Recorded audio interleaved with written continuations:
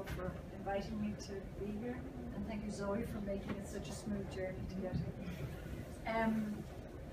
So my journey as a family carer was short and intense rather than the lifelong journey that many people here have experienced and are experiencing. 5 years ago, my mother was diagnosed with cancer, very unexpectedly. She had been my father's carer for many years, and we all fully expected, including my father, that he would go first. You don't get to design these things. So I live in County Leitrim, and my parents lived in Limerick, and so every week I was up and down on the train and wrote my way through those journeys and through that summer, and this book came out of it, published by the Hospice Foundation. So I'm just going to read 6 poems, and I tried to choose ones that will resonate with people with different experiences of being a carer. So this is called In the Car Driving Home from the Hospital. The back seat overflows.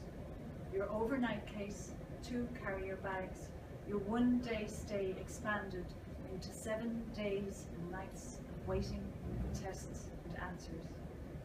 2 outsized bags from the pharmacy, crammed with only comfort. A green snake of healing on a blank white ground. You ask me a question, and do I have cancer? Yes. But, you say, of the hopeful, manageable kind. I take my eyes off the traffic to look at you. The consultant took me aside this morning before she discharged you into my care. Showed me the scan of your lungs, an x-ray of your writing. Her initial prognosis, 2 years, has shriveled to 2 months. You catch my eye, look away, not a question. Keep on driving.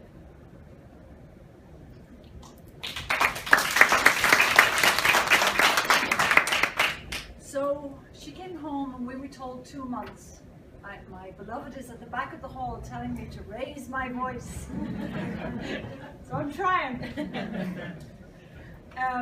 She came home and we were told 2 months. And then possibly because she was getting such excellent care at home, it lasted. She lived for 6 months. And we were in that very bizarre place of being grateful and being torn because our lives were in chaos. And as a family, we fell apart for a while.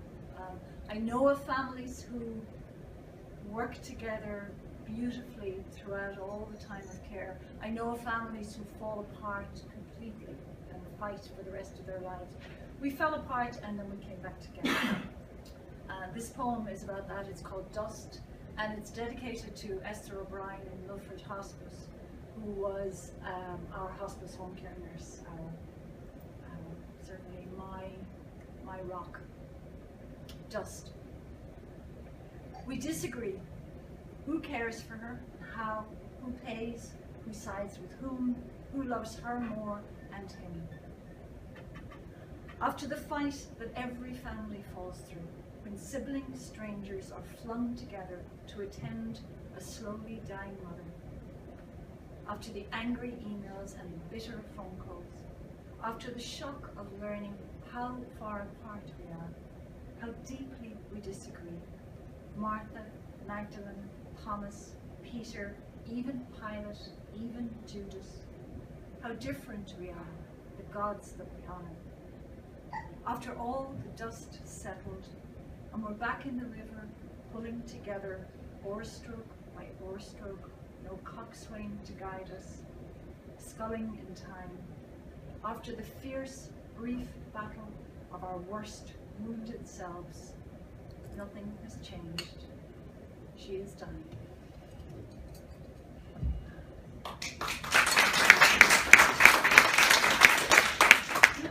You can save the cat. Just stay with the poem. My mother also had brain secondary, so in some ways it was like somebody getting Alzheimer's in the space of a week or a month. So there was, as with any terminal illness, any long-term care, There's a lot that you lose before you lose the person. This is called daughter number 2. Today, you could not remember my name. Later, we wrote it down, circled it, kept it before you all day long, an aide memoir. Today, for the first time, I understood. The woman I am when I am with you will die when you die. Second-born, swift-born, blood-born, daughter who too often says, "Don't, you'll hurt yourself," who dances with you to the old 78s, who looks you in the eye when you're afraid. Today, it's only my name you've forgotten. You're not gone yet. I am still daughter, stay safe, daughter, shimmy, daughter, honest eye, daughter number 2. And then, when we had all worked our way through our anger and strife pretty much, and were working together, then my mum got really angry. About 4 months in, she got very angry. She got very angry with me. She got very angry because she was dying. And it's hard to care for someone who's angry with you. So this is called rage. I am tired of all these nurses and their different systems. I am not a child. Do not treat me like a child. You go to bed angry, tearful, wake the same, fiercely independent, barely able to move. You struggle upright, perch on the edge of the bed, pull on your trousers. You lurch down the hallway, your trousers at half-mast, loose about your heels, half unzipped. I'm terrified you'll stumble. I know what your hip bone looks like, x-rayed. A delicate tracery of cancerous metastases, calcified place. If you fall, your life at home is over. Ambulance, accident and emergency, a hospital death. You refuse my arm. Thank you very much. I am perfectly stable. And then, as Liam said, there are, what did you say, Liam? Caring can place immense strain on a carer and can also be immensely rewarding. So, this poem is called Recompense. I bring you breakfast, measure your morphine, wait for you to choose an outfit, get you dressed, encourage you to drink, do your 10 o'clock meds, walk you round the garden, fidget by you deadhead roses, drive to the village, shop, cook your dinner, empty your catheter bag, phone your doctor, encourage you to drink, measure your morphine. You catch my hand to slow me down.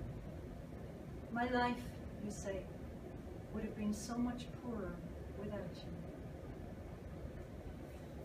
Gifts. Okay, one last one. Nothing to do with death, nothing to do with dying, nothing to do with caring. This is my mother in her glory days.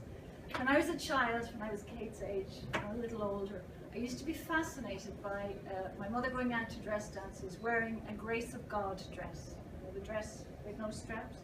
I love the idea that God was invested in holding up the dress. So this is dedicated to my nieces, Danielle and Heather Corish. And when my mother was dying, Danielle was going to her depths, and I remember her coming in and showing off the dress to my mother, which she would have loved. It's called Grace of the Goddess. And this is the last poem. I remember, from when I was old enough to remember, the 4 of us getting ready for bed, slipping out of day clothes into pajamas. We watch as she moves half-dressed between the bathroom and the bedroom, her white satin slip beneath her dressing gown, her face changing, eyelashes lengthening, eyebrows arcing, lips as red as Smarties. While our father fusses with keys, phone numbers, instructions for the babysitter, with telling us we should be in bed by now. We plead, just 5 minutes more, please. She appears out of the bedroom, her bare shoulders, her leaf green satin dress held up by the grace of God, her nighttime perfume, diamante jewelry, a necklace with stones as big as sixpences. She clips a pendant earring to her left ear, to her right ear, turns to face us. How do I look?